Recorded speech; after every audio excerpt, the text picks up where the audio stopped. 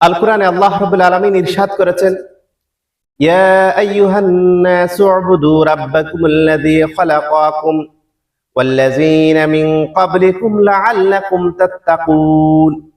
আলোচ্য আয়াতের অর্থ হচ্ছে, হে মানুষ, তোমরা তোমাদের পালনকর্তার ইবাদত করো, যিনি তোমাদের ও তোমাদের পূর্ববর্তীদের সৃষ্টি করেছেন, যাতে তোমরা মুত্তাকি পরহেজগার হতে পারো। এটি হচ্ছে সূরা বাকারার 21 নং আয়াত। আলোচ্য আয়াতের সংক্ষিপ্ত ব্যাখ্যা হচ্ছে এই আয়াতে আল্লাহ তাআলা সমস্ত মানুষকে আহ্বান জানাচ্ছেন তার একত্ব ও ইবাদতের প্রতি।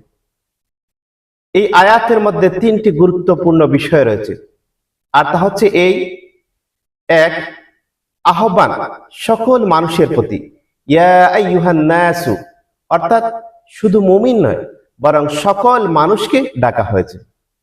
দ্বিতীয় গুরুত্বপূর্ণ বিষয় হচ্ছে আল্লাহর পরিচয়। তিনি সেই সৃষ্টিকর্তা যিনি আমাদের এবং আমাদের পূর্ববর্তীদের সৃষ্টি করেছেন, সুতরাং তিনি ইবাদতের একমাত্র যোগ্য। তৃতীয় গুরুত্বপূর্ণ বিষয় হচ্ছে উদ্দেশ্য, যাতে মানুষ তাকওয়া অর্জন করতে পারে, অর্থাৎ আল্লাহ ভীতির সাথে জীবন যাপন করতে পারে।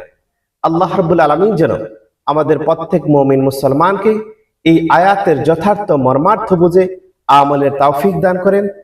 আমিন সুম্মা আমিন।